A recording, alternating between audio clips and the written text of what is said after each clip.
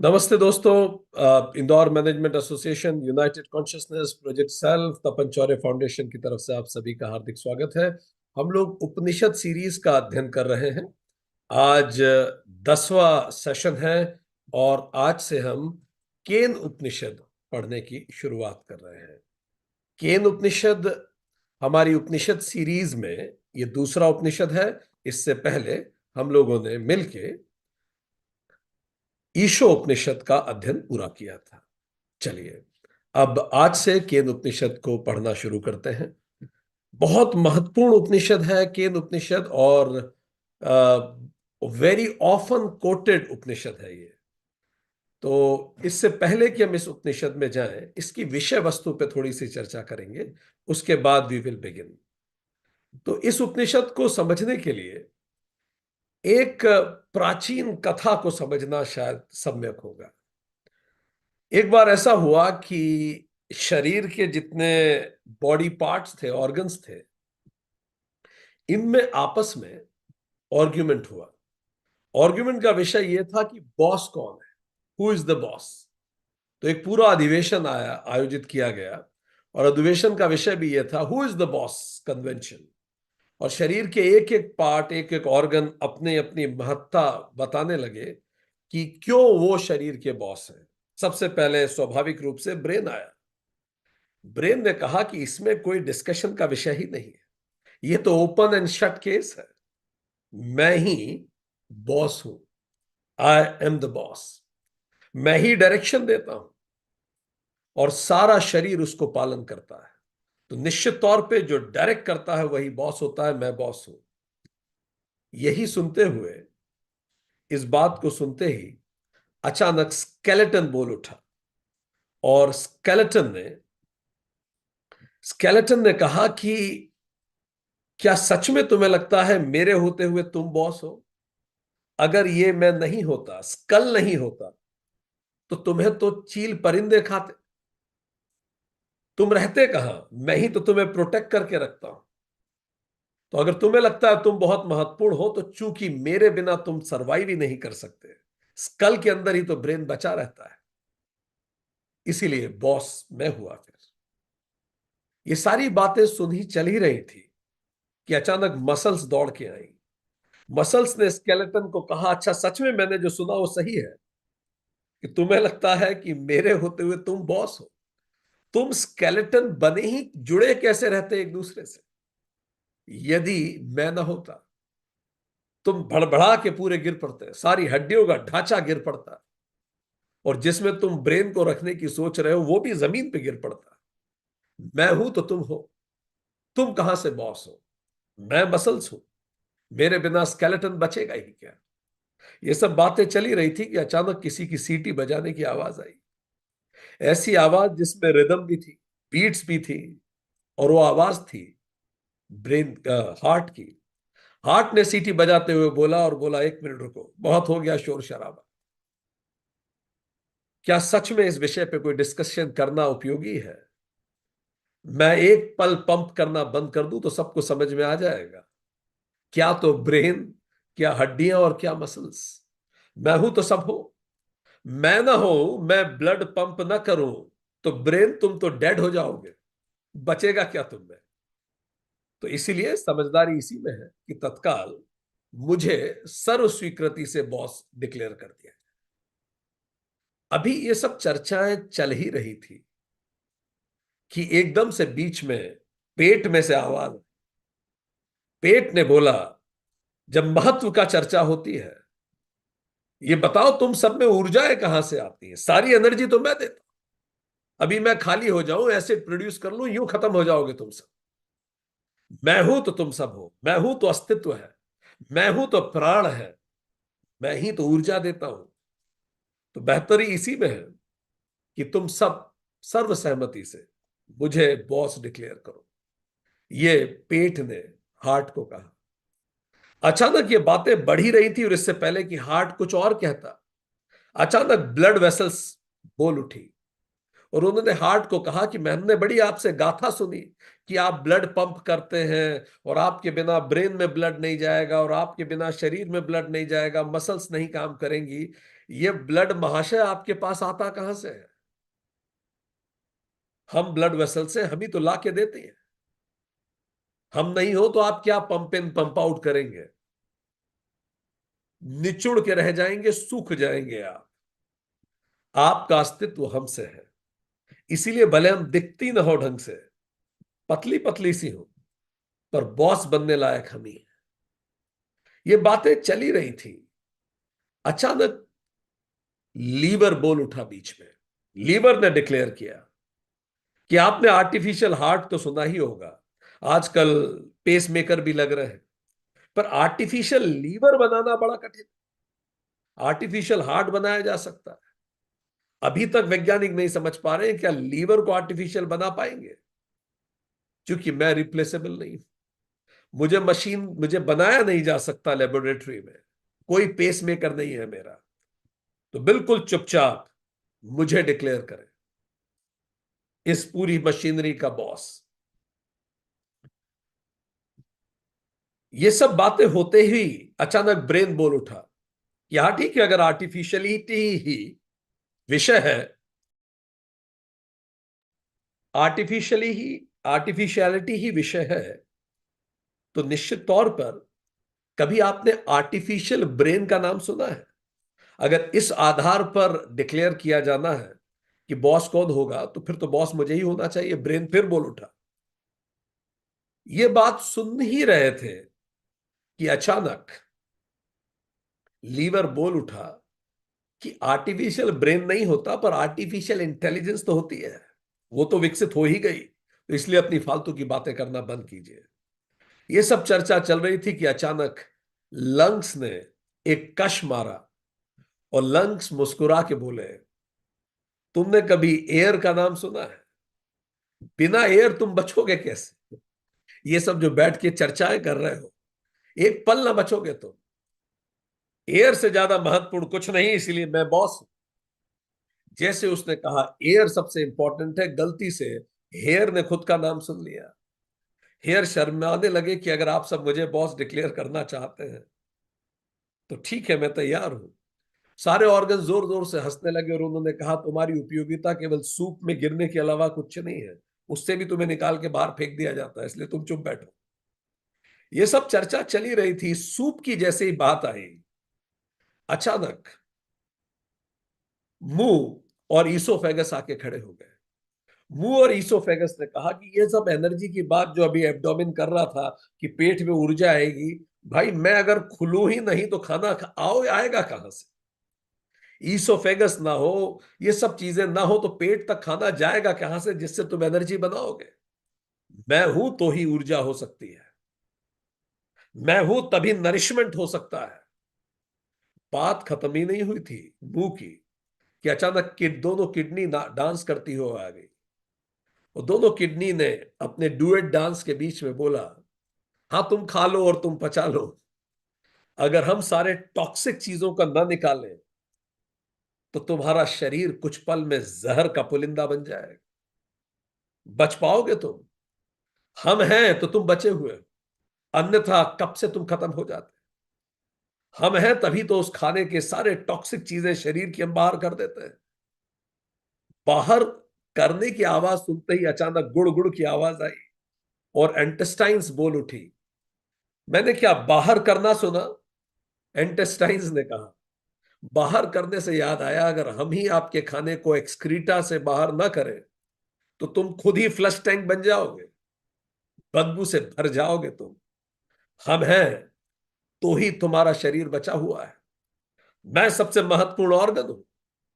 ये सब चर्चा चली रही थी कि अचानक स्किन टेबल पे जाके खड़ी हो गई। स्किन ने बोला, ये जितने ऑर्गन तुम देख रहे हो ये बाहर सूख रहे होंगे धूप में, अगर हम ना हो। हमने ही तो इन सारे ऑर्गन को एक साथ पिरो रखा है। तो स्किन ने बोला, देखो अब इसमें कोई बात ही नहीं, हम हैं तो ही ये सब कुछ है। सब लोग अपने अपने महत्व को गाते रहे कि मैं महत्वपूर्ण हूं, मैं महत्वपूर्ण हूं, मैं महत्वपूर्ण हूं। और यही गीत, यही संगीत उपनिषद, केन उपनिषद की विषय वस्तु है। Who is the boss? Boss कौन है? पूरे शरीर में सबसे महत्वपूर्ण, हमारे अस्तित्व में सबसे महत्वपूर्ण बॉस कौन है? Who is the boss? ये है विषय वस्तु केन उपनिषद की। आपको क्या लगता है, कौन है बॉस आपके शरीर का? Who is the boss? What do you think? If you would like to write in the chat box, let me also know who is the boss. So जो केन उपनिषद है, इसका एक ब्रीफ परिचय हम लेते हैं। ये केन उपनिषद सामवेद के तल्वकार ब्राह्मण का 9वां अध्याय है। यह सामवेद से जुड़ा हुआ है। शुरू के जो 8 अध्याय हैं वो कर्म और उपासना पर केंद्रित है। ये ज्ञान योग पर केंद्रित है, इसीलिए ये उपनिषद है। शुरू के 8 अध्यायों में अलग अलग यज्ञों की बात है जो कर्मयोग से संबंधित है। अलग अलग ध्यान और साधना का विधान है जो उपासना से संबंधित। पर ये 9वां जो अध्याय है ये ज्ञान से संबंधित है, इसीलिए इसी को उपनिषद कहा जाता है। इसी केन उपनिषद को तल्वकार उपनिषद कहा जाता है, क्योंकि ये तल्वकार ब्राह्मण के अंदर आता है। इसको ब्राह्मणों उपनिषद भी कहा जा सकता है। इसकी विषय वस्तु क्या है? जैसा हमने कहा, बॉस कौन है? आत्म तत्व का विवेचन ही इसकी विषय वस्तु है। Who is the boss? बहुत अच्छा, जैसा अधिकतर लोगों ने लिखा, सोल, कृष्णा, आत्मा, इससे पता लगता है ये क्वालिफाइड बैच है। उपनिषद तक पहुंचने के लिए ऐसी क्वालिफाइड बैच तो चाहिए ही होगी। ठीक बात है। इसका प्रारूप क्या है? तो विषय वस्तु है इसकी आत्म तत्व का विवेचन। Who is the boss? प्रारूप क्या है इसका? तो ये गुरु शिष्य संवाद के रूप में है। शिष्य पूछेगा, गुरु उत्तर देगा। जैसा ईशो उपनिषद उस रूप में नहीं था बड़ी ब्रॉडली, पर यह ब्रॉडली उसी रूप में है। पर इन गुरु और शिष्य दोनों का ही नाम नहीं पता है हम लोग को। कौन ये गुरु है, कौन शिष्य है, इनका कोई उल्लेख नहीं आएगा पूरे केनोपनिषद में। शायद दोनों ही अत्यधिक निर्मोही थे अपने नाम के प्रति, इसीलिए उन्होंने नाम कहीं जोड़ा ही नहीं। केनोपनिषद का नाम केन के शब्द पे पड़ा है। केन का शाब्दिक अर्थ होता है किसके द्वारा, बाय हूम, किसके द्वारा। ये डीप इंक्वायरी है कि किसके द्वारा ये सब कुछ संचालित है, बाय हु। ईशोपनिषद ब्रह्मांडी है, ईशावास्यम इदम सर्वम, पूरा सृष्टि की बात करता है। पर केन उपनिषद समष्टि की जगह व्यष्टि पर फोकस करता है। वो हमारी बात कर रहा है। तो हमने पहले ईशो उपनिषद में समष्टि देखी, अब व्यक्ति पे हम अपने अंदर भी देखेंगे। हमने बाहर देखा और जाना, ईशावास्यम इदम सर्वम, ये सब उसी के द्वारा आवासित है। अब हम अपने अंदर देखेंगे। और चूंकि इस उपनिषद का पहला मंत्र का पहला शब्द केन है, इसीलिए भी इसे केन उपनिषद कहते हैं। जैसा हमने कहा, केन का शाब्दिक अर्थ होता है किसके द्वारा। अब इस उपनिषद के 2 मंत्र हैं जो शांति पाठ के रूप में लिए जाते हैं। हम पहले जान चुके हैं, हर उपनिषद के पहले एक शांति पाठ होता है। शांति पाठ इसलिए जरूरी है कि हम उस मनोदशा में आए, हम उस मनोभाव में आए कि हम इस उपनिषद को समझ सकें। क्या होता है जब हम जीवन के बड़े उपद्रव में लगे रहते हैं, तो उपनिषद में अंतर अंदर जाने से पहले हमें उस मनोदशा में आना होता है। इसीलिए हमें नहीं पता आप लोग कितनी देर पहले सेशन के लिए बैठ जाते हैं। जरा चैट बॉक्स में लिखिए। ये सेशन हम 4:30 बजे चालू करते हैं। जनरली हम इस सेशन में इस कुर्सी पे जिस पे आप हमें देखते हैं 4 बजे आके बैठ जाते हैं। It takes me half an hour to orient myself, take myself back from जगत प्रपंच। ट्रेडिशनली आधा घंटा इज एक्सपेक्टेड, पर कम से कम 15 मिनट तो पहले आपको बैठना ही चाहिए, ताकि आप अपने आप को श्रिंक करें, प्रत्याहार करें, खींचें अपने आप और अपने आप को ओरिएंट करें। कम से कम 15 मिनट तो न्यूनतम आवश्यक है। पहले से बैठ जाएं। आप प्रयास करें कि कुछ ध्यान करें, साधना करें, अपनी हार्ट बीट्स को नॉर्मलाइज करें, अपनी सांसों को ऑब्जर्व करें और अपने मन के प्रश्नों पर मंथन करें और अपने आप को बिल्कुल शांत करें। तब जब आप शुरू करेंगे, तब आपके ये गहराई से अंदर उतरेगा। कई लोग समय की कमी के वश एकदम से आके बैठ जाते हैं। वो ओरिएंट होने में ही उन्हें समय लग जाता है। इसीलिए शांति पाठ किया जाता है, उनको याद दिलाने के लिए कि आपको ओरिएंट करना है खुद को। इसके दो मत शांति पाठ है। पहला शांति पाठ, अभी जो आपने देखे दोनों ही शांति पाठ है। तो पहला शांति पाठ है ओम सहनानवतु सहनो भुनक्तु सह वीर्यम करवावहै तेजस्विनावधीतमस्तु मां विद्विषावहै। ओम शांति शांति शांति।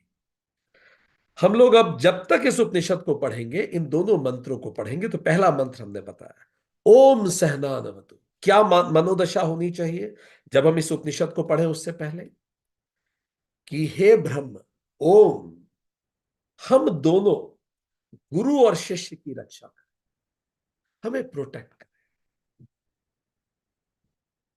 हमें सुरक्षा दे, हर तरह की सुरक्षा, गुरु को भी और शिष्य को भी। सहनो भुनक्तु, हे ब्रह्म, हम दो, हमें पोषित करें, हम दोनों साथ में प्रयास करके ऊर्जा को प्राप्त करें, एनर्जाइज्ड हो। तो हम प्रोटेक्टेड नरिश करें हमें, और हम एनर्जाइज्ड हो। सह वीर्यम कर, we together should energize with Brahman तेजस्विनाधीतमस्तु। हम दोनों को ये जो अध्ययन है, हम जो पढ़ने जा रहे हैं, प्रबुद्ध करें, एनलाइटन करें। मां विद्विषा वहे, और हम दोनों किसी भी पल एक दूसरे से द्वेष न करें। कई बार पढ़ाने में गुरु कुछ ऐसा बोल जाता है, नहीं रहे। तो चलिए अपनी आंखें बंद कीजिए, मन से इस बात को अब आत्मसात करते हैं इस अर्थ के साथ। हे प्रभु, हम दोनों की रक्षा करें। हे प्रभु, हे ब्रह्म, हम दोनों का पोषण करें। Nourish us together. हे प्रभु, हम दोनों साथ में अपने प्रयासों से ऊर्जावान हो। हे प्रभु, हम दोनों का ये अध्ययन हमें प्रबुद्ध करे, एनलाइटन करे। हे प्रभु, हम लोग कभी भी आपस में द्वेष न करें। ओम शांति शांति शांति ही। यहां पहली शांति सभी प्रकार के आदि दैविक परेशानियों से संबंधित है। हे प्रभु, इस पूरे सेशन के दौरान मैं सारी उन चिंताओं से परे रहूं जिन पर मेरा कोई कंट्रोल नहीं, जो दैवीय प्रकृति की है। शेयर मार्केट कहां जा रहा है, आसपास देश दुनिया में क्या हो रहा है, मैं इन सब से परे होकर पूरा ध्यान इस सेशन पर लगाऊं। दूसरी बार जब मैं कहता हूं ओम शांति, हे प्रभु, आधि भौतिक समस्याओं से मुझे शांति मिले। मेरे आसपास के लोगों की बातें, रिश्ते, नाते, वो कुछ मेरे दिमाग में, मेरे चित्त में इस समय ना आए। मैं पूरी तरह से एकाग्र चित्त होकर इस समय उपनिषद का अध्ययन करूं। और तीसरी ओम शांति आध्यात्मिक समस्याओं से संबंधित। हे प्रभु, मेरे अंदर भी ऐसा कोई विचार ना आए, मेरे अंदर कोई याद, कोई विचार ऐसा ना आए जो मुझे अकेंद्रित करे। मैं पूरी तरह से इस अध्ययन में केंद्रित हो सकूं। ये ध्यान, जब भी आप तैयार हो अपनी आंखें खोल सकते हैं। इस तरह का ध्यान करके ही अब से आप सेशन में बैठे। आपको इन तीनों समस्याओं पर और जानना है, आदि भौतिक, आध्यात्मिक और आदि दैविक, भगवत गीता सेशन 1 अटेंड कीजिए। ये डिसिप्लिन जरूरी है। It is must. अध्ययन दो चीजों पर निर्भर करता है। पहला, मेरे प्रयासों पर, और दूसरा, ईश्वर के अनुग्रह पर। मेरे प्रयासों को ही डिसिप्लिन कहते हैं, नॉट कैजुअल। हम इस सृष्टि के सर्वश्रेष्ठ ज्ञान को पढ़ रहे हैं, कैजुअल नहीं रह सकते। ये यज्ञ है जिसमें हम कहते हैं स्वाहा, पूरी तरह से अर्पित होके फोकस करके सीखो। तो ये मेरे हिस्से में है। और जब मैं स्वाहा करता हूं तो परमात्मा कहता है तथास्तु, वो ज्ञान मुझे प्राप्त होता है, ईश्वर अनुग्रह। तो डिसिप्लिन मेरे हाथ में है, डिवाइन ब्लेसिंग उसके हाथ में है। दोनों जब मिलती है तो अध्ययन पूरा होता है। और ये डिसिप्लिन चार तरह का। पहला डिसिप्लिन, फिजिकल डिसिप्लिन। मैं एक जगह एक सवा घंटा शांति से बैठ सकूं, ये डिसिप्लिन जरूरी है। दूसरा, सेंसरी डिसिप्लिन। मैं मन को पूरी तरह से केंद्रित करके लगा सकूं इस अध्ययन में। तीसरा, इमोशनल डिसिप्लिन। इस समय सात्विक विचार रहे, नैतिक आध्यात्मिक भाव रहे, किसी के प्रति द्वेष राग इस समय ना रहे। कम से कम इस सवा घंटा मैं सृष्टि के परे। Emotional discipline. इंटेलेक्चुअल डिसिप्लिन, मैं कागज पेन लेके बैठूं, तर्क बुद्धि अनुमान हर तरह से उस विषय को समझूं जो बताया जा रहा है। तो physical, sensory, emotional, intellectual discipline, ये सब होता है मनोदशा बनाने की। ये है पहला शांति। और जो दूसरा शांति मंत्र है जो आपने पहले देखा, उसका अर्थ हम आपको बताते हैं। दूसरा शांति मंत्र है जिसको हमने पहले, जैसे आपने बताया था कि उस समय आवाज नहीं आ रही थी, so let me play it once again. और हम प्रयास करते हैं कि अब इसकी आवाज आनी चाहिए। So I am going to see if it comes to you now, if the voice comes now.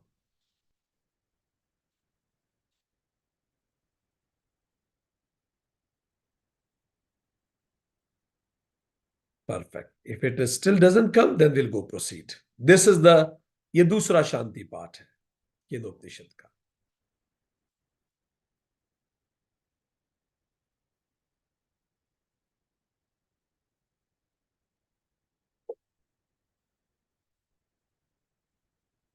आप्यायन्तु ममाङ्गानि वाक्प्राणश्चक्षुः श्रोत्रमथो बलमिन्द्रियाणि च सर्वाणि सर्वं ब्रह्मोपनिषदम् माहं ब्रह्म निराकुर्याम् मा ब्रह्म निराकरोत् अनिराकरणम् अस्तु अनिराकरणं मेस्तु तदात्मनि निरते य उपनिषत्सु धर्माः ते मयि सन्तु ते मयि सन्तु।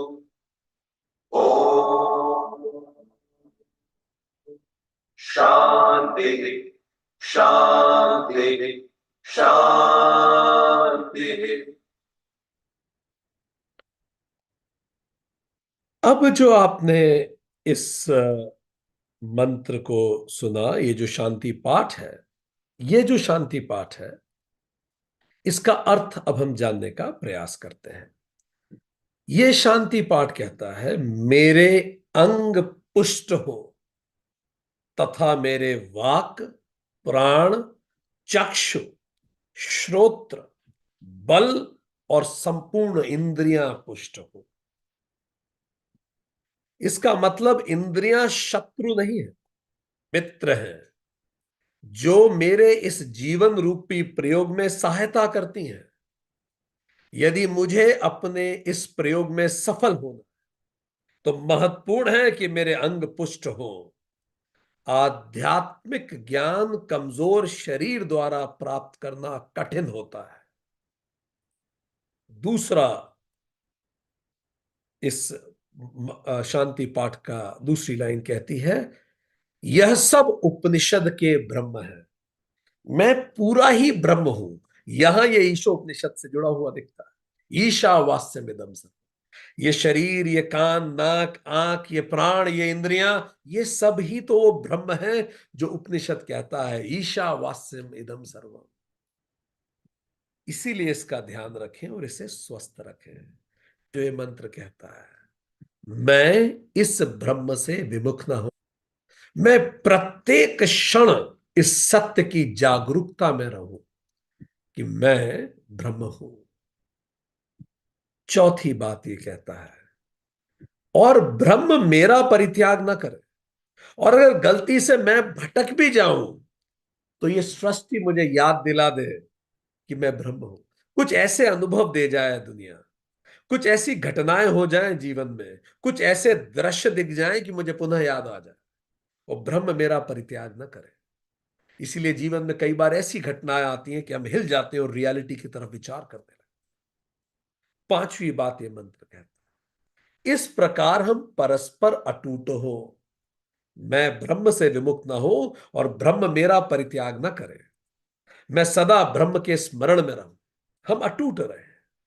और छठी और अंतिम बात, ये जो उपनिषद कह, ये जो मंत्र कहता है कि उपनिषदों में जो धर्म है वो मुझ में रहे। और ये दो बार कहता है, उपनिषदों में जो धर्म है वो मुझ में रहे। ओम शांति शांति शांति।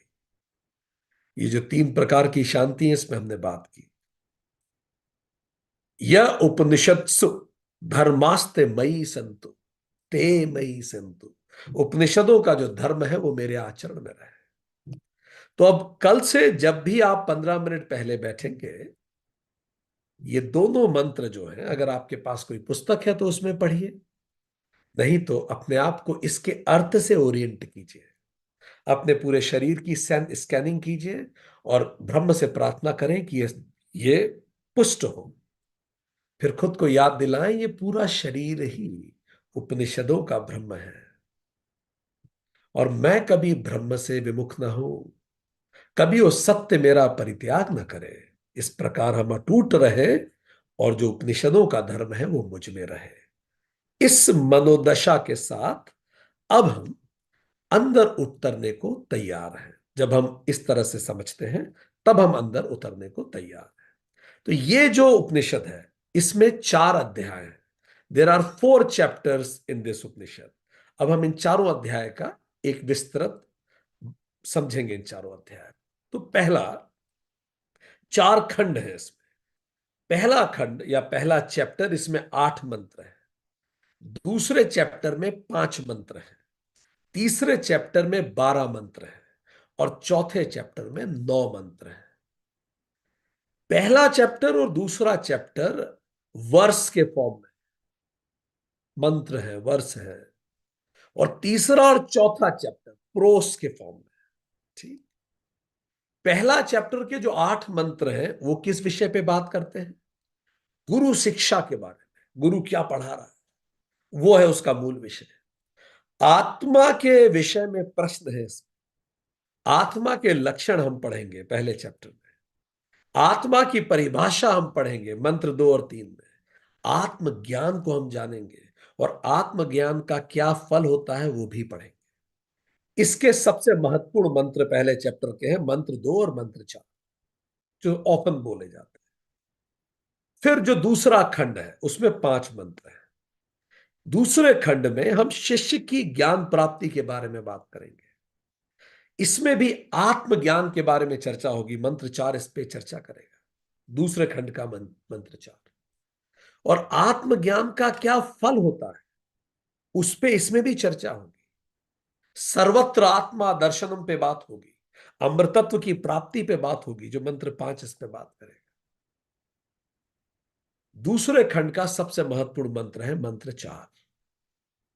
तीसरा जो खंड है इसमें 12 मंत्रों और इसमें एक बड़ी रोचक कहानी आती है, हम पढ़ेंगे उस कहानी को। देवताओं की कहानी, इंद्रिय मन इन सब पे चर्चा होगी इसमें। ब्रह्म के अस्तित्व पे चर्चा होगी, विनम्रता के महत्व पे चर्चा होती, गुरु के महत्व पे चर्चा होगी, समस्त महिमा ब्रह्म की है इस पे चर्चा होगी, मुक्ति पे चर्चा होगी, उपासना पर चर्चा होगी, और एक सुंदर कहानी हम पढ़ेंगे। ये खंड 3 है। खंड 4 जो अंतिम खंड है जिसमें 9 मंत्र है, उसमें सारांश है सारा। तो ब्रह्म विद्या की महिमा के बारे में हम जानेंगे, क्या इंपॉर्टेंस है, साधनाएं किस प्रकार की जा सकती है, अलग अलग प्रकार की कई प्रकार की साधनाएं हम जानेंगे। जो मध्यम गति के साधक हैं, जो याद नहीं रख पाते, और जो मंद गति के साधक हैं, जो समझ ही नहीं पाते, उनके लिए भी अलग अलग साधनाएं इसमें बताई जाएंगी। कर्म योग, उपासना योग और ज्ञान योग से किस प्रकार मोक्ष प्राप्त होता है, इस पे भी चर्चा होगी। तो ये इसका एक मोटा खाका है। ये 4 पाठ में टोटल 34 मंत्र हैं। ईशा उपनिषद में 18 थे, ये लगभग उससे दुगना बड़ा है, पर फिर भी छोटा है। 34 उपनिषद 4 खंड में डिवाइडेड है। आदि शंकराचार्य इस उपनिषद की भूमिका बड़ी सुंदर प्रस्तुत करते हैं। वो कहते हैं कि किसी ब्रह्मनिष्ठ गुरु के पास विधिवत जाकर अंतरात्मा के अतिरिक्त कहीं और शरण न पाकर और अभय नित्य शिव और अचल तत्व को प्राप्त करने की इच्छा से शिष्य ने गुरु से यह पूछा, और फिर पहला मंत्र शुरू होता है। यहां बड़ा महत्वपूर्ण बात आदि शंकराचार्य ने कही। उन्होंने कहा कि उपनिषदिक काल के जो गुरु और शिष्य जिनका संवाद हम पढ़ने जा रहे हैं, जिनके बीच में संवाद हो रहा है, यह सामान्य गुरु शिष्य नहीं है। दोनों विशिष्ट अधिकार संपन्न है, हाईली क्वालिफाइड है। क्या कह रहे हैं आदि शंकराचार्य? किसी ब्रह्मनिष्ठ गुरु के पास जाकर, उपनिषदिक काल के जो गुरु, वो ब्रह्मनिष्ठ गुरु, और जानना है इसके बारे में, योग सूत्र सीरीज का सेशन 94 अटेंड कीजिए। सो ब्रह्मनिष्ठ गुरु का मतलब दो क्वालिटी गुरु की। पहली, श्रोत्रिय हो गुरु, है श्रोत्रिय का अर्थ शास्त्रों का ज्ञाता हो, और दूसरी ब्रह्मनिष्ठ हो। एक एक करके समझते हैं। श्रोत्रिय और ब्रह्मनिष्ठ इक्वल्स टू गुरु। उपनिषदिक जो गुरु थे वो श्रोत्रिय थे और ब्रह्मनिष्ठ थे।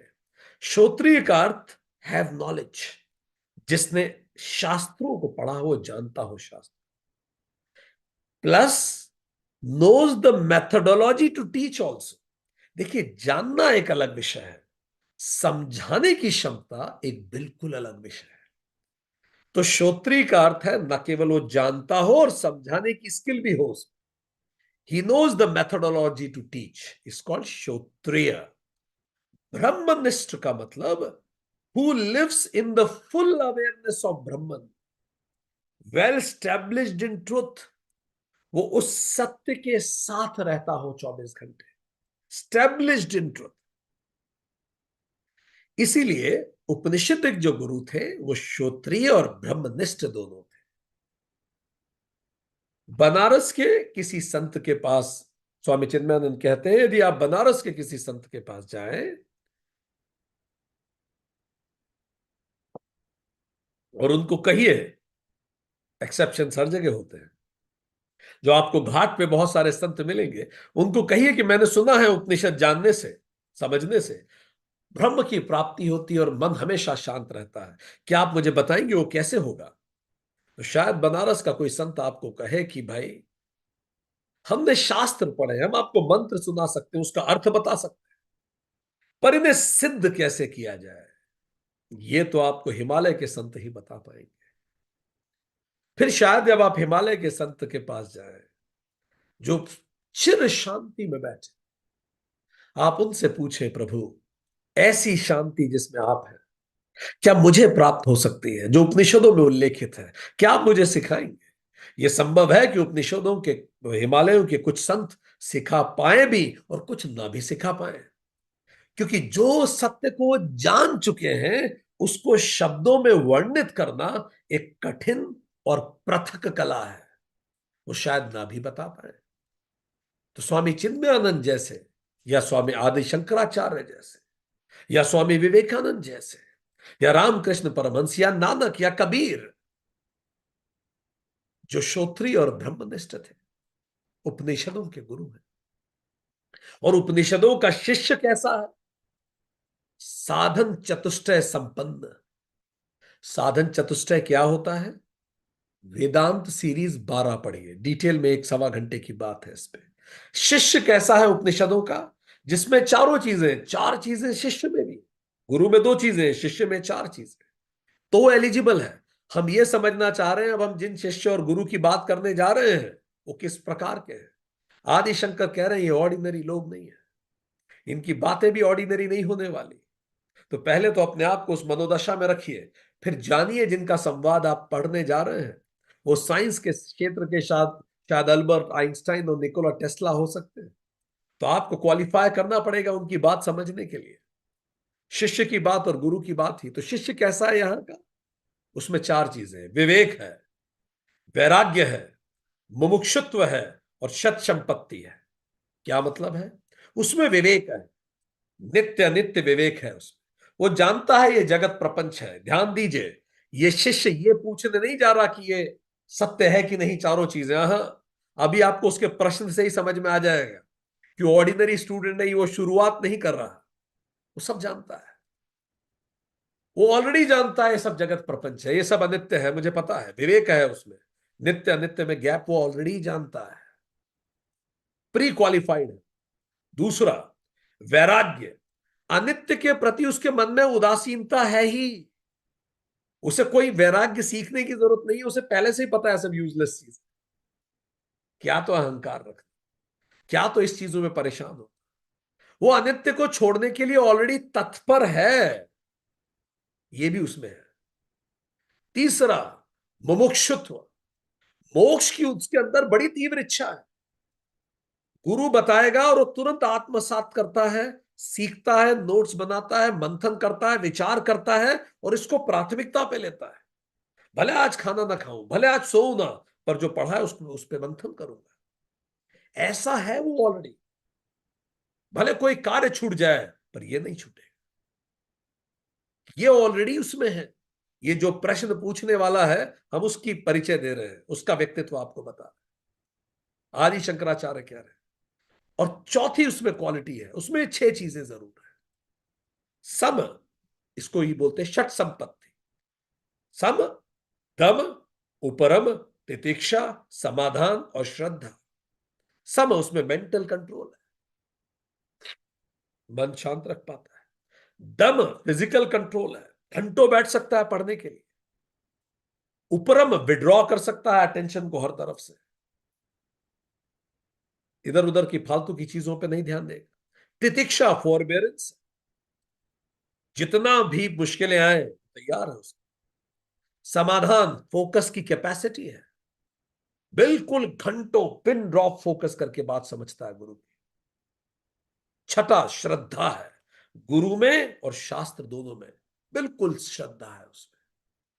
तो ये है क्वालिटी उपनिषदों के शिष्य की और उपनिषद के गुरु की, इस क्वालिटी की। अब जब हम जान गए कि हमारी मनोदशा क्या होनी चाहिए, केनोपनिषद का विस्तार कैसा है, गुरु शिष्य जिनमें संवाद है वो किस प्रकार के हैं, अब इसकी मेथड क्या है, मेथड क्या है, कैसे ये हमें पढ़ाने वाला है। तो इस प्रकार से ब्रह्मनिष्ठ गुरु के पास जब योग्य शिष्य जाकर प्रश्न पूछता है, तब ये उपनिषद शुरू हो जाता है। अब प्रश्न भी बड़ा गूढ़ है, अभी आप देखेंगे।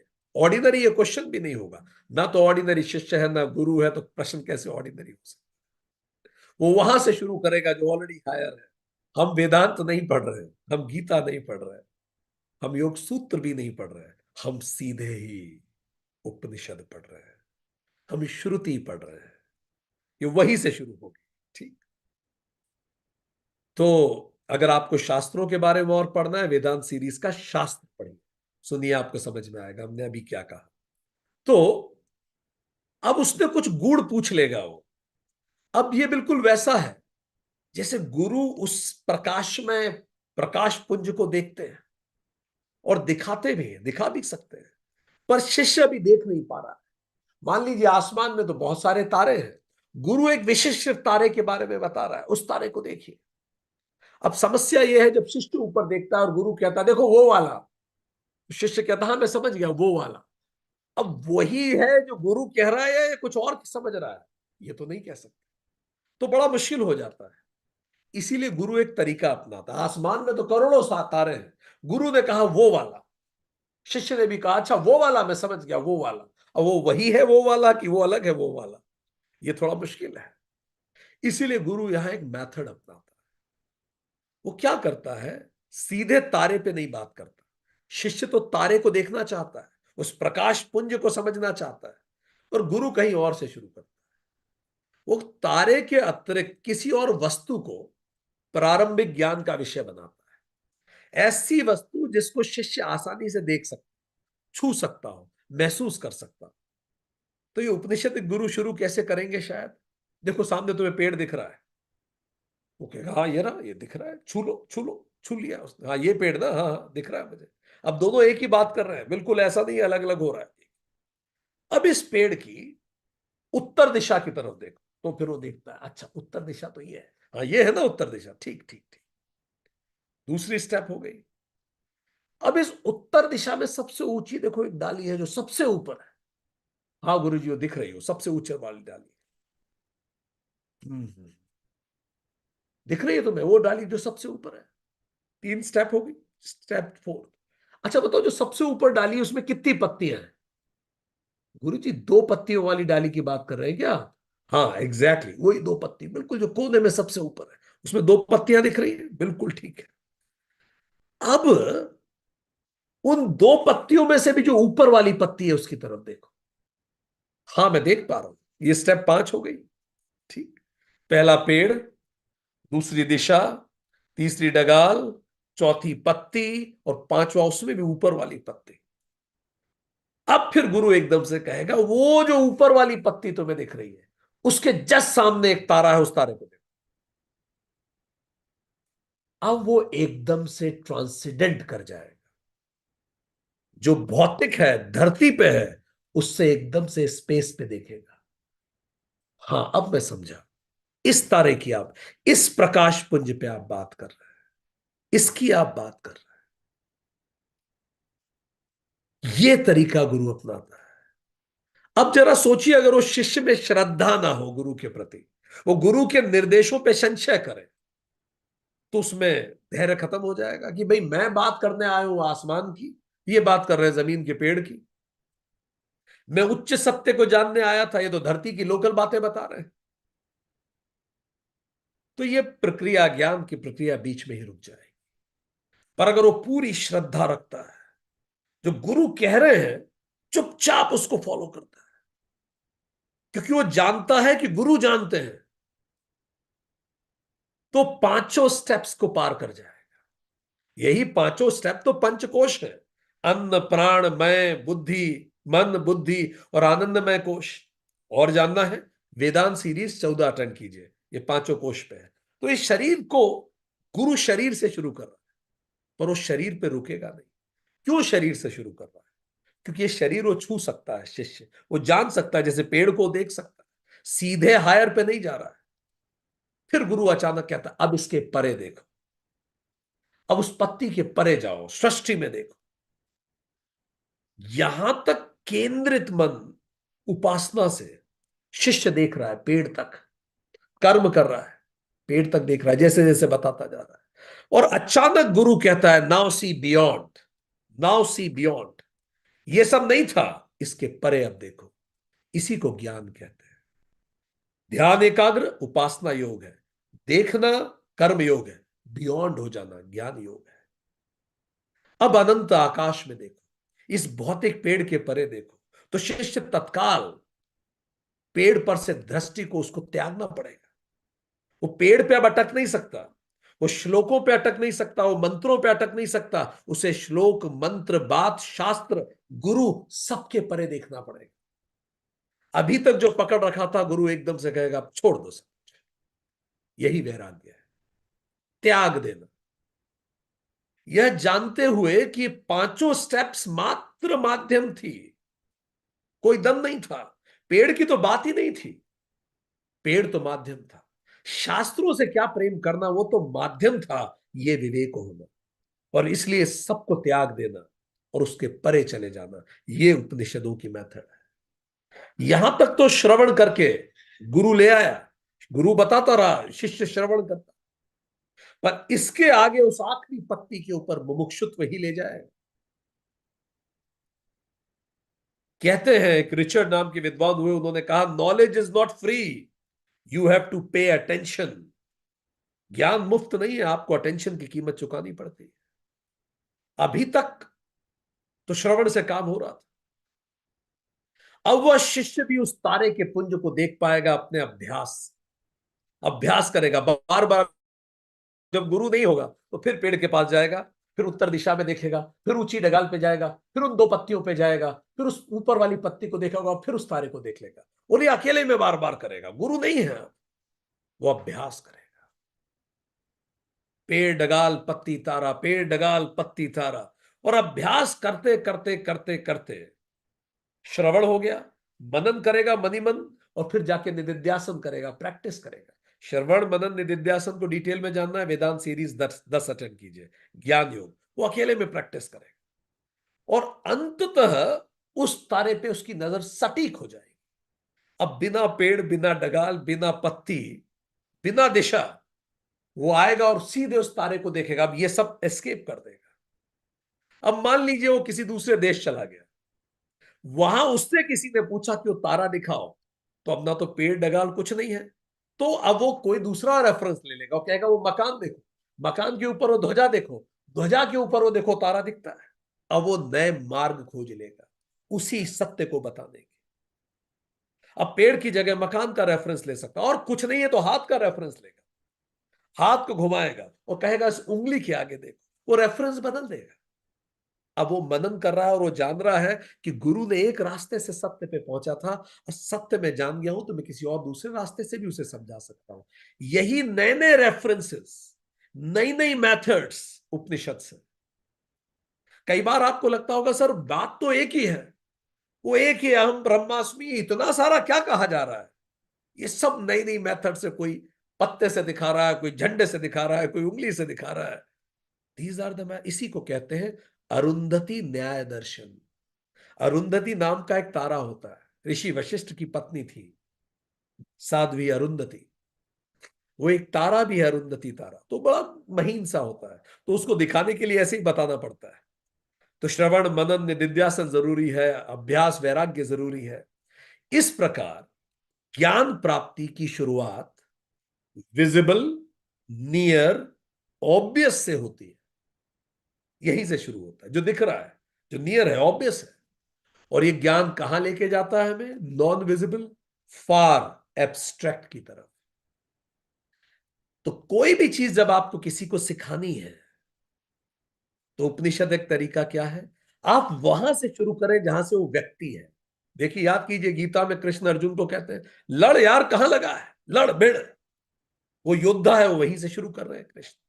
Where you are now, point A जो आप जानते हो, जिसको मैं देख सकता हूं, फिर पॉइंट बी, बियॉन्ड, जिसको मैं देख सकता हूं, महसूस कर सकता हूं, वो है पॉइंट ए। और मुझे लेके कहां जाना है? पॉइंट बी, जो बियॉन्ड है। तो शुरुआत होती है मन, प्राण, बुद्धि, आनंद, मूर्ति, सगुण, इन सब से, पर जाना कहां होता है? इन सब के बियॉन्ड। तो लेसन फॉर लाइफ इसमें क्या है? किसी को कुछ भी समझाना हो आपको, तो वहां से शुरू करो जिसे वो व्यक्ति अच्छे से जानता हो, और फिर धीरे धीरे एलिवेट करो टुवर्ड्स जो वो नहीं जानता। जैसे आज का सेशन की हमने कहानी से शुरुआत की, आप किसी को भी समझाओ, प्रयास करो वहां से शुरू करो जिसको वो जानता हो, फिर धीरे धीरे उसे उठाओ। यही बेस्ट तरीका है कॉन्वर्सेशन का। बच्चों को पढ़ाते समय ध्यान रखो, किसी भी कॉन्वर्सेशन में start from the known to the unknown. तो अंतिम लक्ष्य तो शिष्य का डायरेक्ट एक्सपीरियंस है, पर शुरुआत वहां से होगी। ठीक। आदि शंकराचार्य विवेक चूड़ामणि श्लोक 54 में कहते हैं, बड़ा महत्वपूर्ण बात हो, कहते हैं कि ये ठीक है, डायरेक्ट एक्सपीरियंस ही अंतिम लक्ष्य है, पर शुरुआत ऐसे होगी। आदि शंकर कहते हैं, तत्व का वास्तविक स्वरूप अपने ही बोध चक्षु से जानना चाहिए। You should see it directly. देखिए कितनी क्रांतिकारी बात करें, किसी पंडित के चक्षु से नहीं, पूर्ण चंद्रमा का सच्चा स्वरूप अपनी ही आंखों से देखना चाहिए। अन्य की आंखों से कैसे देखा जा सकता है? डायरेक्ट एक्सपीरियंस इज इंपॉर्टेंट, और उसके लिए मनन और निधिध्यासन जरूरी है श्रवण के बाद। तब ईश्वर, ब्रह्म, आत्मा, धर्म केवल शब्द नहीं रह जाएंगे, वो प्रत्यक्ष अनुभव बन जाएंगे, वो सत्य बन जाएगा। याग्लव्य अपनी पत्नी और विदुषी मैत्रेयी को कहते हैं, बृहदारण्यक उपनिषद 2.4.5, जब मैत्रेयी उनसे पूछते हैं मुझे बताइए ईश्वर के बारे में, तो कहते हैं मैत्रेयी, प्रिय मैत्रेयी, आत्मा व अरे द्रष्टव्य, आत्मा व अरे द्रष्टत्व, आत्मा देखने योग्य है, मैंने देखी है। ऋषि कहते हैं उपनिषद के, मैंने देखा है, अनुभव किया है, इसीलिए हम उनको मंत्र दृष्टा कहते हैं। और तुम भी देख सकते हो। यहां विश्वास का कोई स्थान नहीं रह जाता। भगवान को मानना नहीं, जानना महत्वपूर्ण है। मानने से रूढ़ियां पैदा होती है, जानने से ज्ञान पैदा होता है। इसीलिए तो बुद्ध बड़े क्रांतिकारी थे।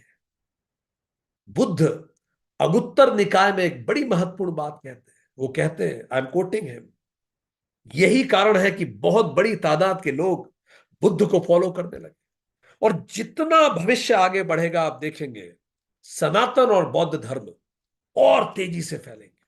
कारण, जहां तर्क होगा, जहां प्रश्न पूछे जा सकते हैं, जहां मना करने की गुंजाइश है, जहां मैं डाउट कर सकता हूं, वो महत्वपूर्ण है।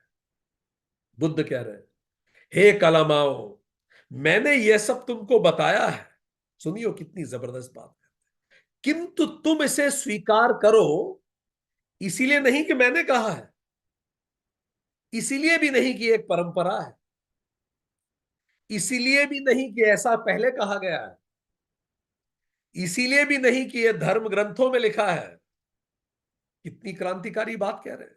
वो कह रहे हैं मना कर दो धर्म ग्रंथों को, मना कर दो जो मैं कह रहा हूं, मना कर दो जो मुझसे पहले किसने भी कहा। आगे वो लिख रहे हैं, ये विवाद के लिए भी नहीं है, ये विशेष प्रणाली के लिए भी नहीं है, असत्य धारणाओं को स्वीकार करने के लिए भी नहीं है, इसीलिए नहीं कि तुम्हारा गुरु स्वयं में एक प्रमाण है, नहीं तो भी नहीं, किंतु किंतु यदि तुम स्वयं यह समझते हो कि यह शुभ और निर्दोष है, तथा ग्रहण करने पर यह कल्याण और सुख देगा, तो तुम चाहो तो स्वीकार कर। आप सब ये सेशंस अटेंड कर, आदि शंकर हो या बुद्ध हो, सब जोर जोर से कह रहे हैं मत मानिए कुछ, पर अगर आपका जीवन बेहतर हो रहा तो स्वीकार कीजिए। किसी को पर भी लेसन फॉर लाइफ इसमें क्या है, किसी पर भी अपनी अनुभूति मत थोपिए, सबके अपने अपने चश्मे हैं। ये बिल्कुल वैसा है कि किसी को आप अपने 10 नंबर का या 5 नंबर का 2 नंबर का चश्मा पहना दें अपने बेटे को, और उसको पहना के कहें देखो कैसा दिखता है, वो कह रहा है तो धुंधला दिखता है, और आप कहो कि क्या बात कर रहे हो यार, मुझे तो बिल्कुल साफ दिखता है जब मैं पहनता हूं, तुम्हें धुंधला कैसे दिख सकता है? तो कहे पापा पर मुझे तो धुंधला ही दिख रहा है, और आप कहो ये कितनी गलत बात है, इतना महंगा चश्मा तुम्हें पहना दिया और तुम कह रहे हो धुंधला दिख रहा है। वो कहे पापा पर मैं क्या करूं, मेरा तो धुंधला दिख रहा है, और आप फिर वो कहें कि मैंने तुम्हारे लिए क्या कुछ नहीं किया, बचपन से तुम्हें बड़ा किया, तुमने गीला किया बिस्तर तो उस गीले पे सोया, और आज तुम्हें वो धुंधला दिख रहा है। वो फाइनली इमोशनली प्रेशर में आके कहेगा हाँ नहीं बिल्कुल साफ तो दिख रहा है, बहुत अच्छा, बहुत ही अच्छा दिख रहा है। उसका सर दुख रहा होगा उस चश्मे को पहन के, पर वो कहेगा बहुत अच्छा दिख रहा है। Don't emotional blackmail people, lesson for life is, सब धीरे धीरे सीखेंगे, अपनी अनुभूति उन पे थोपिए मत। बुद्ध भी कहते हैं, शंकर भी कहते हैं। अब ध्यान दीजिए, ये जो बीच बीच में हम लेसन फॉर लाइफ कह रहे हैं, ये सबसे महत्वपूर्ण बातें नहीं है उपनिषद की सीरीज की, ये सबसे कम महत्वपूर्ण बातें हैं, ये हम याद दिला दें। क्योंकि जिसको हम कह रहे हैं लेसन फॉर लाइफ, वो लोएस्ट बिंदु है, और बाकी सब क्या है? Lessons beyond life. Lessons for life तो हम वो बता रहे हैं जो जगत प्रपंच में आपको मदद करेगा। पर अगर ये सेशन अटेंड करने का उद्देश्य केवल आपका जगत प्रपंच बेहतर करना है, तो फिर से विचार कीजिए, अपने उद्देश्यों को बढ़ाइए, लेसन्स बियॉन्ड लाइफ पे फोकस कीजिए। लेसन्स फॉर लाइफ जगत को समझने में आपको मदद करेगा। पर यह बिल्कुल ना समझें कि वो सबसे महत्वपूर्ण विषय है पूरे उपनिषद के। वो सबसे महत्वपूर्ण विषय नहीं है, वो एक्सिलरी विषय है, वो दाएं बाएं के विषय है। चलिए, अब इस समझ के साथ पहला मंत्र हम समझते हैं, पहला मंत्र अब हम जाते हैं। हमने जान लिया मंत्र कैसा है, शिष्य कैसा है, गुरु कैसा है, क्या मेथड अपनाई गई, क्यों वो मेथड अपनाई गई, उनकी एलिजिबिलिटी क्या है। अब पहला मंत्र हम पढ़ते हैं, बड़ा सुंदर ये मंत्र है। ये मंत्र कहता है, ओम केन इशितम पतति प्रेषितम मनः, केन प्राण प्रथम प्रैति युक्त, केन इशिताम वाचम इमाम वदन्ति, चक्षु श्रोत्रम क उदेव युनक्ति। समझे? चार प्रश्न उसने पूछे जाते ही गुरु से, 4 क्वेश्चंस। ये 4 क्वेश्चन से आपको समझ में आ जाएगा विद्यार्थी किस स्तर का है। कब पूछे जा रहे हैं? लगभग 1500 से 2000 ईसा पूर्व। सुनिए प्रश्न क्या है। पहला, इस मंत्र का अर्थ है, किससे प्रेरित होकर मन अपना काम करता है? ओम केन, केन उपनिषद इसलिए नाम है, केन इशितम पतति प्रेषितम मनः, किससे प्रेरित होकर मन अपना काम करता है? किसके आदेश से प्रथम प्राण चलता है? किसकी इच्छा से हमारी वाणी निकलती है? और कौन देव चक्षु व श्रोत्र का संचालन करता है? यह है प्रश्न, 4 क्वेश्चंस। ठीक, ये 4 प्रश्न है। किससे प्रेरित होकर मन अपना काम करता है? किसके आदेश से प्रथम प्राण चलता है? किसकी इच्छा से हमारी वाणी निकलती है? और कौन देव चक्षु व श्रोत्र का संचालन करता है? ये क्वालिफाइड शिष्य के प्रश्न। यह शिष्य यह जानता है कि शरीर, इंद्रियां, मन आदि उपकरण हैं जो जगत प्रपंच पर केंद्रित है। उसका इससे मोहभंग भी हो चुका है, इसीलिए इसके प्रश्न इनसे परे हैं। ध्यान दीजिए, ये चारों प्रश्न में he is not asking how. वो ये नहीं कह रहा हाउ माइंड वर्क्स, वो ये नहीं कह रहा कि दिमाग कैसे काम करता है। प्रश्न देखिए, वो ये नहीं कह रहा है कि हाउ माइंड वर्क्स, वो कह रहा है किससे प्रेरित होकर माइंड काम करता है। क्वेश्चन हाउ है ही नहीं। वो ये नहीं कह रहा how energy works in the body, वो क्या कह रहा है? किसके आदेश से प्राण प्रथम प्राण किसके आदेश से चलता है? वो ये पूछ ही नहीं रहा how energy functions in the body, how उसका क्वेश्चन नहीं। वो नहीं कह रहा हाउ स्पीच कम्स आउट, बोला कैसे जाता है, वो ये नहीं कह रहा है।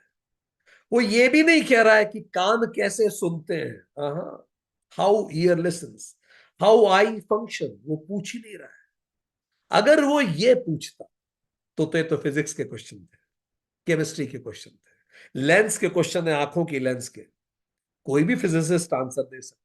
न्यूरो साइंस के क्वेश्चन है, कोई भी न्यूरो साइंस वाला बता देता है कि भाई जो ऑब्जेक्ट आपकी आंखों के सामने आता है, फिर उसकी इमेज रेटिना पे पड़ती है, फिर रेटिना के neuro chemical, neuro electrical signals होते हैं, फिर वो केमिकल में कन्वर्ट होते हो, फिर आप परसीव करते हो। ये तो विज्ञान यूं ही बता देगा।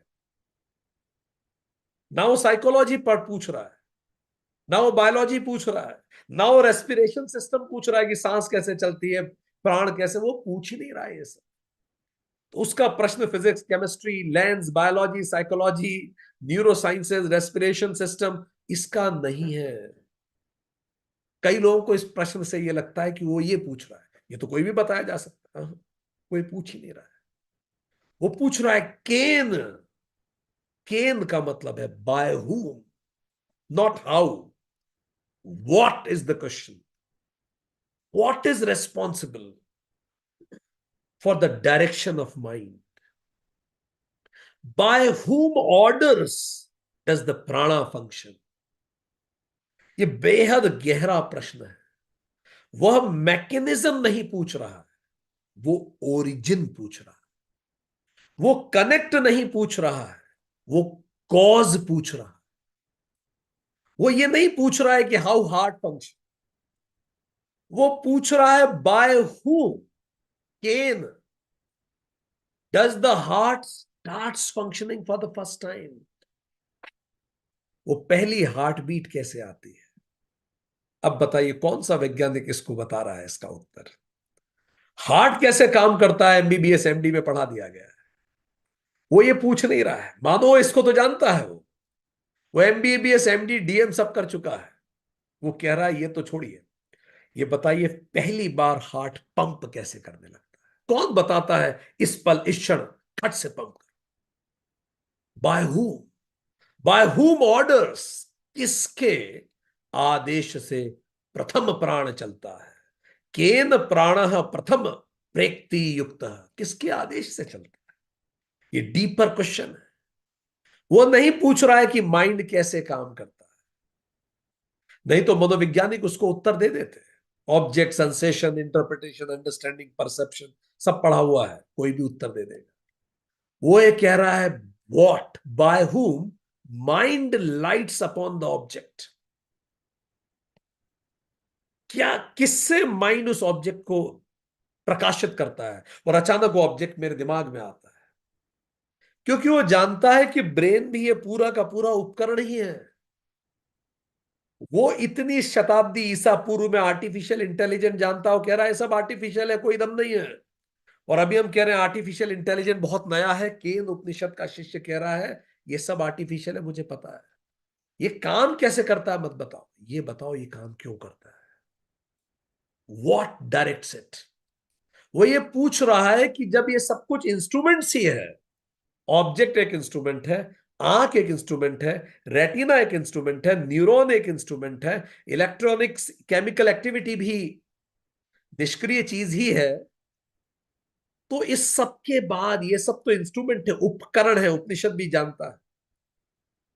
इसीलिए तो हम रेटिना शिफ्ट, लोग रेटिना एक दो एक इसकी उसमें नहीं लगा देते, इसकी आंख उसमें लग गई, ठीक है, तो रिप्लेसमेंट कैसे हो रहे हैं? ऑर्गन ही तो है, इधर से निकाल के उधर लगा दो, उधर से इधर लगा दो। तो जान रहा है तो ऑर्गन से, जैसे घड़ी के ऑर्गन होते हैं बदल दो, इसकी आंख उसको लगा दो, उसका हार्ट इसमें लगा दो, उसका ये उसमें लगा दो, हो ही रहा है, इसका लीवर उसमें लगा दो, इसकी किडनी उसमें लगा दो, सब चल ही रहा है। तो कह रहा है ये सब तो मुझे पता है, ये सब इंस्ट्रूमेंट है।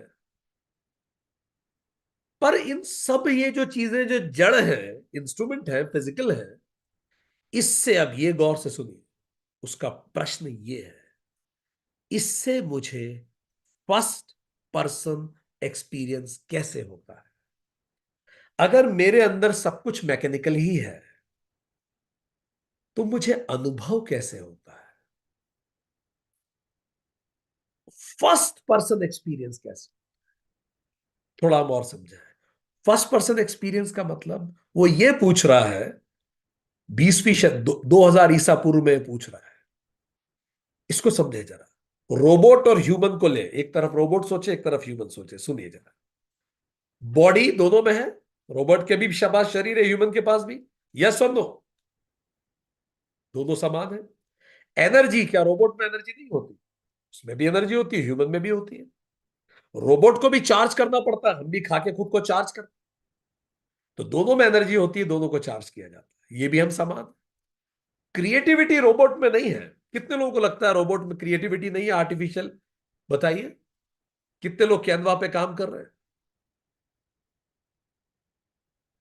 अभी हम एक पुस्तक लिख रहे थे, हमने कैनवा में कुछ लिखा, उसने इतने अच्छे अच्छे बुक के कवर बना के दे दिए भाई। क्रिएटिविटी तो उसमें भी है। बिना मन के क्रिएटिविटी कैसे आएगी? तो कुछ हद तक तो क्रिएटिविटी अभी रोबोट में भी है। इंटेलिजेंस तो बहुत है भाई, हमसे ज्यादा बेहतर निर्णय ले लेता है रोबोट। बड़ी बड़ी कारें चला रहे हैं और सुन रहे हैं कि भाई ड्राइवर वाली कार फिर एक्सीडेंट कर दे, बिना ड्राइवर वाली कार एक्सीडेंट भी नहीं करेगी। हमसे ज्यादा अकल है उसमें, डिसीजन ले लेती है कार। तो क्रिएटिविटी भी है, इंटेलिजेंस भी है, एनर्जी भी है, बॉडी भी है, और अंतिम बात क्या बची? आनंदमय कोश। मशीन ज्यादा शांत रहती है कि इंसान, बताइए? आपने कभी किसी मशीन को तनाव में देखा है? जिंदगी से दुखी देखा? तो देखा जाए तो जो पांचों कोश हैं वो सब तो मशीन में भी है। वो भी शांत रहती है, वो भी इंटेलिजेंट डिसीजन लेती है, वो भी क्रिएटिव है, ठीक, वो भी, उसमें भी शरीर है, उसमें भी ऊर्जा है। तो वो पूछ क्या रहा है शिष्य? ये सब वो कह रहा है, पर मुझ में एक चीज अलग है। मैं अपनी इस शांति का अनुभव कर पाता हूं, मशीन अनुभव नहीं कर पा रही। मैं शांति का अनुभव कर पाता हूं, यही फर्स्ट पर्सन एक्सपीरियंस है। I experience peace. Machine doesn't experience peace. Machine के पास ना आज ना कभी फर्स्ट पर्सन सब्जेक्टिव एक्सपीरियंस हो सकता है। शांति की अनुभूति क्या है, वो मशीन नहीं बता सकती, क्योंकि मशीन कॉन्शियस नहीं है अपने एक्सपीरियंसेस के लिए। तो अगर ये पांचों चीजें ही हम हैं, अगर मैं सोचता हूं मैं अपना शरीर, अपनी बुद्धि, अपनी ऊर्जा, अपना मन और अपनी शांति हूं, तो ये पांचों तो मशीन में भी होता है। पर एक चीज मशीन के पास नहीं है, वो शांति की अनुभूति नहीं कर सकती। 21वीं शताब्दी ईसा पूर्व वो पूछ रहा है, ये कैसे है? मुझ में ये फर्स्ट पर्सन एक्सपीरियंस कैसे आ रहा है? How do I know this? क्योंकि ये सब तो इनर्ट है, ये सब तो रोबोट जैसा है। दिस ऑल इज रोबोट, ये तो रोबोट में भी होता है। वो क्या है जिससे मुझे फर्स्ट पर्सन एक्सपीरियंस हो रहा है? केन। By who? कौन मुझे फर्स्ट पर्सन सब्जेक्टिव एक्सपीरियंस दे रहा है? यही है Kena. By whom we are conscious about our experiences. और आप भविष्य में देखेंगे दोस्तों, बस यही अंतर बचेगा इंसान और रोबोट के बीच में। बस यही होगा जो हम में है और रोबोट में नहीं है। उसके पास आर्टिफिशियल बॉडी है, आर्टिफिशियल ऑर्गन्स होंगे, आर्टिफिशियल एनर्जी होगी। आयरन मैन देखिए मूवी आप लोगों ने, उस आयरन मैन में इतना छोटा सा रिएक्टर था, यहां लगा हुआ था, न्यूक्लियर रिएक्टर, अनंत ऊर्जा भाई। आजकल सुन रहे हैं मोबाइल में भी आ रहे हैं वो छोटे से न्यूक्लियर रिएक्टर आ रहे हैं। 80 साल तक मोबाइल रिचार्ज करने की जरूरत नहीं है, 80 ईयर्स। और अभी हम कहीं पढ़ रहे थे कि 150 साल, 200 साल, मतलब आप डिस्चार्ज हो जाएंगे।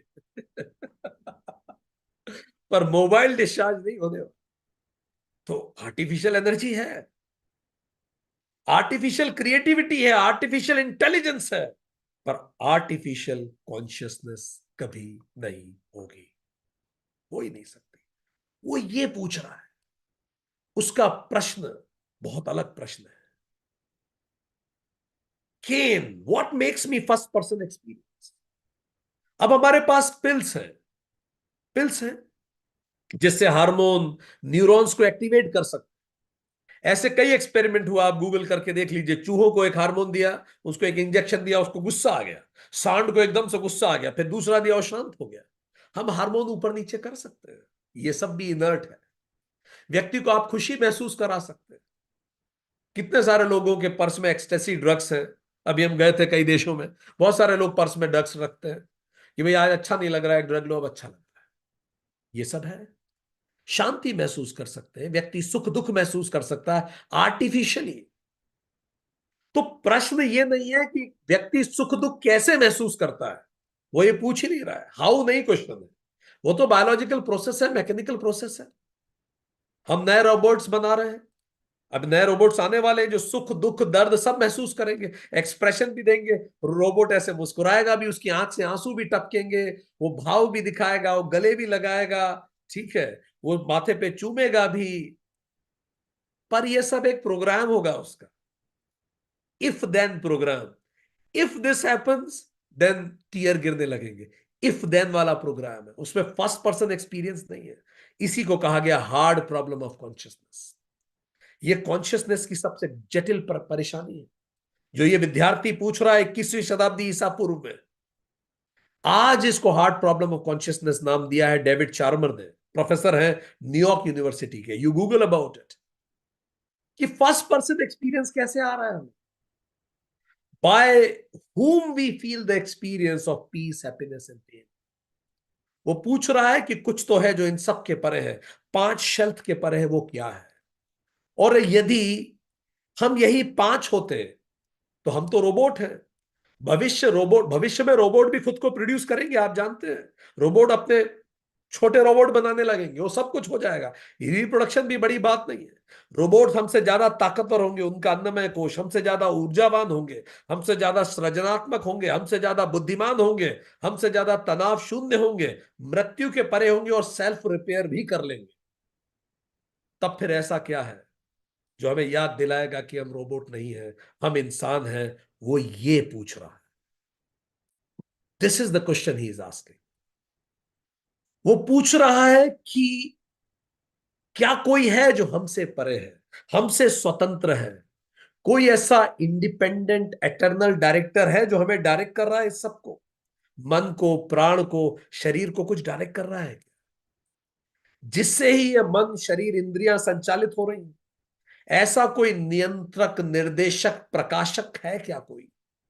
और अगर कोई है तो उससे मेरा क्या संबंध है? क्योंकि मुझे फर्स्ट पर्सन एक्सपीरियंस मिल रहा है, तो कुछ तो है जो मेरे अंदर हमेशा सक्रिय रहता है, जागरूक रहता है, नियामक बना रहता है, कंट्रोलर रहता है। वो क्या है? अभी अभी कुछ समय पहले 2018 में यही प्रश्न ऑक्सफोर्ड यूनिवर्सिटी प्रेस ने छापा, 5 great unsolved questions in philosophy. क्योंकि ध्यान दीजिए, जो प्रश्न है ये एनाटॉमिकल क्वेश्चन नहीं है, हम बता चुके हैं। ये मैकेनिकल क्वेश्चन नहीं, ये फिलोसॉफिकल क्वेश्चन है कि वो क्या है जो रेगुलेट कर रहा है। तो 5 प्रश्न ऑक्सफोर्ड यूनिवर्सिटी प्रेस ने कहे कि आज तक 5 प्रश्न का उत्तर फिलॉसफी नहीं दे पाई। शायद उन्होंने वेदांत ढंग से पढ़ा नहीं, लगता, नहीं तो ये छापते नहीं। पहला, do we really have a free will? क्या हमारे हाथ में कुछ है या कोई इंडिपेंडेंट डायरेक्टर है, कोई है जो कहानी चली जा रही है? दूसरा, can we know anything at all? क्या किसी चीज को पूर्णता से जान सकते हैं? क्योंकि एक पौधे को जानने के लिए भी पूरा ब्रह्मांड जानना जरूरी है। क्योंकि पौधे की जड़ों को समझना जरूरी है। जड़ें धरती से जुड़ी हुई हैं, और धरती को समझे बिना जड़ों को कैसे समझेंगे आप? पौधे की पत्ती आसमान से जुड़ी हुई है, सूरज से जुड़ी हुई है, तभी तो फोटोसिंथेसिस कर रहा है। और वो फोटोसिंथेसिस होता कैसे? सूरज को समझे बिना आप कहां समझेंगे? तो एक पौधे को समझने के लिए भी पूरा ब्रह्मांड समझना जरूरी है। तो can we know everything at all? क्या ऐसा कुछ है जिसको जान के सब जाना जान सकता है? तीसरा, हु एम आई, मैं कौन हूं? चौथा, डेथ क्या होती है? और पांचवा, व्हाट इज ग्लोबल जस्टिस? क्या कुछ राइट होता है दुनिया में, या सब मेरा और तेरा राइट है, या कुछ एब्सोल्यूट राइट है, एब्सोल्यूट करेक्ट? अगर आप कॉन्शियसनेस स्टडीज को गहराई से देखेंगे तो इन सभी का उत्तर उसी में है। 2000 एडी के प्रश्न और 2000 बीसी के प्रश्न बिल्कुल समान है। तो यहां दो व्यूज हो गए। पहला व्यू है मेडिसिनल साइंस, दूसरा व्यू है मेडिटेशनल साइंस। मेडिसिनल साइंस क्या कह रहा है कि कॉन्शियसनेस ब्रेन का फंक्शन है। इसका मतलब कॉन्शियसनेस, जो चेतना है, वो ब्रेन से पैदा होती है। और मेडिटेशनल साइंस क्या कहता है? कॉन्शियसनेस, ब्रेन कॉन्शियसनेस का फंक्शन है। इसका मतलब जो ब्रेन है वो कॉन्शियसनेस से पैदा होता है। दोनों बिल्कुल अंतर है। मेडिकल साइंस क्या कह रहा है? कॉन्शियसनेस तो ब्रेन से पैदा होती है। और वेदांत क्या कह रहा है, या मेडिटेशनल साइंस क्या कह रहा है? ब्रेन कॉन्शियसनेस से पैदा होता है। ये दो अलग अलग व्यू हो गए। तो ब्रेन से कॉन्शियसनेस पैदा होती है, जो विज्ञान अभी कह रहा है। आप अपने हाथ को नोच के देखिए, एकदम से आप कॉन्शियस होंगे कि दर्द होगा? तो साइंस ये कह रहा है, देखो आप कॉन्शियस हुए ना, ब्रेन तक पता लगी, तो ब्रेन ने बताया कि आपको दर्द हो रहा है। ब्रेन कॉन्शियसनेस पैदा करता है। एनेस्थीसिया जब किसी को देते हैं तो ब्रेन का विशिष्ट क्षेत्र डल हो जाता है, तो उस क्षेत्र से संबंधित शरीर की कॉन्शियसनेस भी खत्म हो जाती है ना, शून्य पड़ जाता है। तो ब्रेन ही तो कॉन्शियसनेस पैदा कर रहा है और खत्म कर रहा है। ब्रेन डेड होते ही कॉन्शियसनेस भी डेड हो जाती है, इसलिए ब्रेन ही कॉन्शियसनेस पैदा करता है।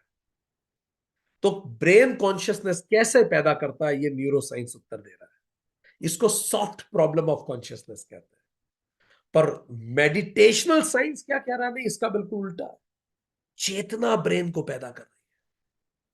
ब्रेन, माइंड, बॉडी, ये सब कॉन्शियसनेस के ही अपीयरेंस है। ईशावास्यम जगत सर्वम इदम सर्वम।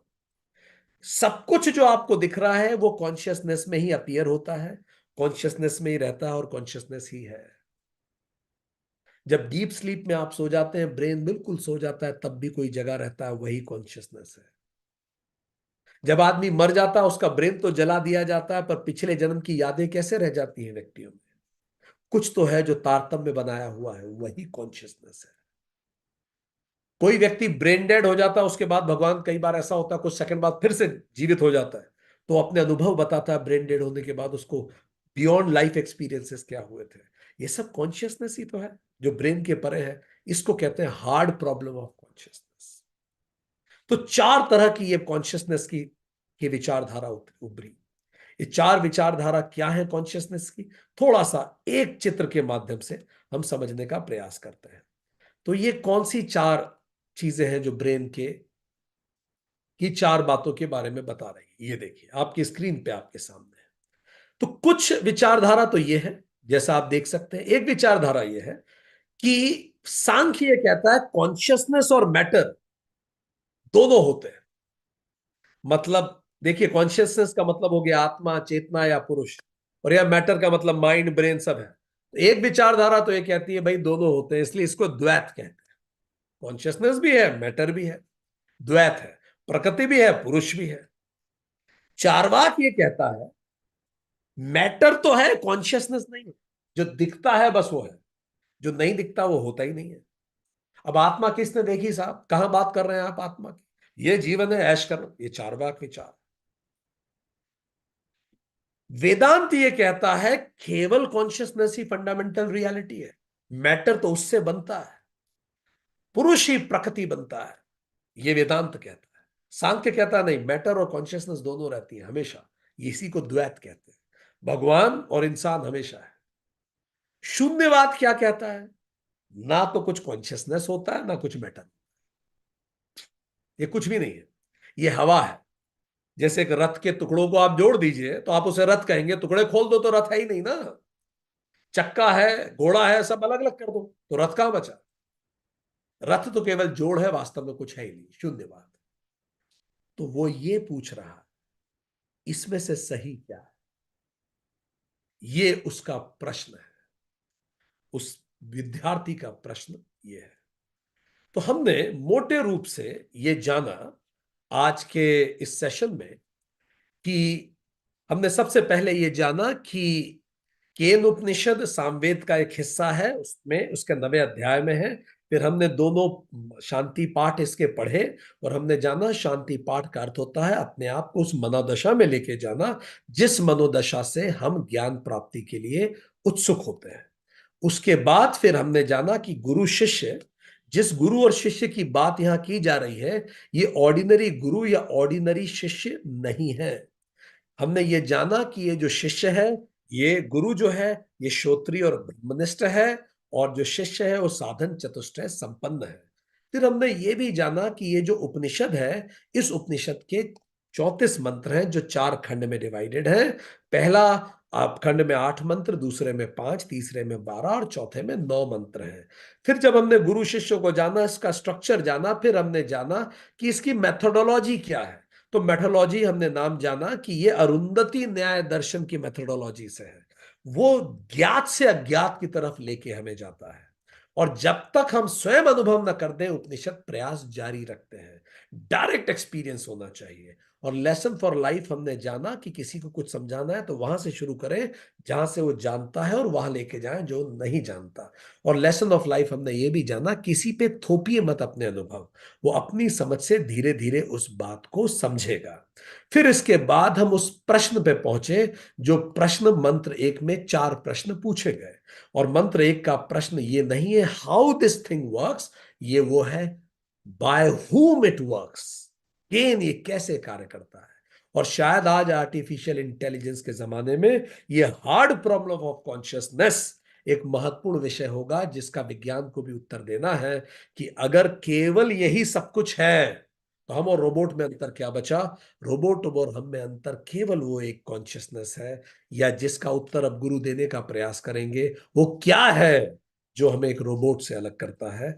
और यही केनोपनिषद का पहला मंत्र के 4 प्रश्न है। आज के लिए इतना ही। Thank you very much. नमस्ते।